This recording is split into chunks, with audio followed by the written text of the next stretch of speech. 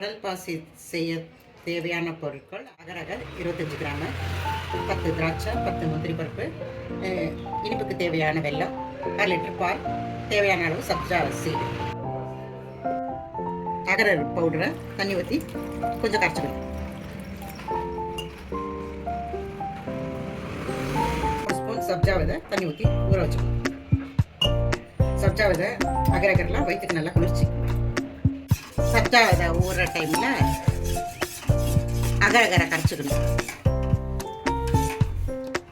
பாலையும் காய்ச்சணும். பிடிக்காம சிம்மில் வச்சு அகரகர் கடல் பாசியை கரைச்சிக்கணும்.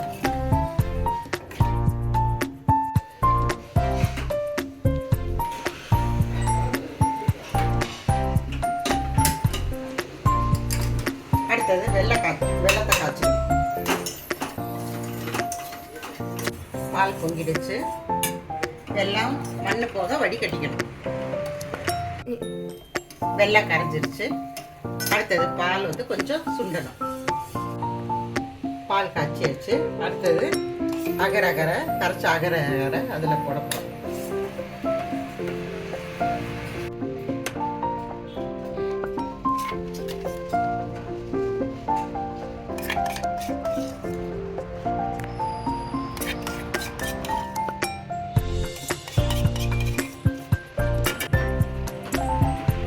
கரைச்ச அகரகரை பாலில் கரைச்சிக்கணும். அடுப்பு சிம்மில் இருக்கணும்.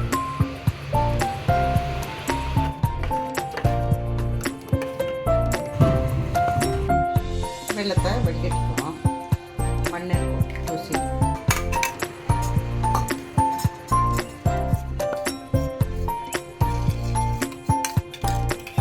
அகரகர் பாலில் கரைஞ்சிருச்சு. அடுத்தது வெள்ளம் வடிகட்டின வெள்ளத்தை அதில் போட்டு கரைக்கப்படும்.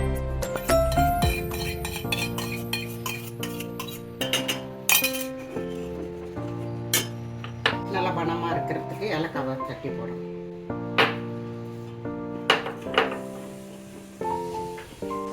அடுப்பு சிம்மில் இருக்கும் போதே இந்த ப்ரொசீஜர்லாம் செய்யணும். அடுத்தது ஊர்ன சப்ஜா விதையும் போடும்.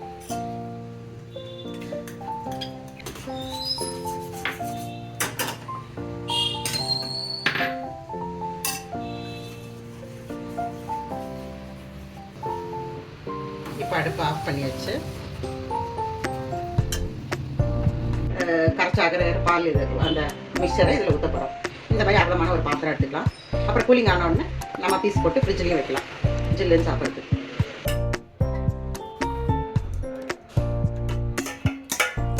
மேலே முந்திரி திராட்சையை தூவி விட்டு அப்படியே கூலிங் ஆனோடனே அது செட் ஆகிடும். அப்புறம் பீஸ் போட்டு அப்படியே ஃப்ரிட்ஜில் என்ன ஜில்லுன்னு வச்சு சாப்பிட்லாம். கர்ப்பப்பைக்கு எல்லாம் ரொம்ப நல்லது. இதெல்லாம் இந்த வெயில் காலத்துக்கு இந்த குளிர்ச்சியாக இருக்கும்.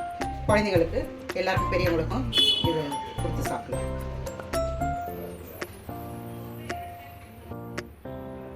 கூலிங் ஆகட்டும். பீஸ் போட்டு கடல் பாசி செஞ்சாச்சு. வெல்லம் போட்டு செஞ்சதுனால இரும்பு சத்து அதிகம், நல்லா ரத்தம் ஊறும். நல்லா ஹெல்த்தியான ஸ்வீட் ரெசிபி. ட்ரை பண்ணி பார்த்துட்டு எப்படி இருக்குன்னு சொல்லுங்கள். மறக்காமல் நர்சிஸ் கிச்சனுக்கு சப்ஸ்கிரைப் பண்ணுங்கள். பக்கத்தில் இருக்கிற பெல் ஐக்கானை ப்ரெஸ் பண்ணுங்கள். உங்கள் சப்போர்ட் எங்களுக்கு கண்டிப்பாக தேவை. வாழ்க வளமுடன்.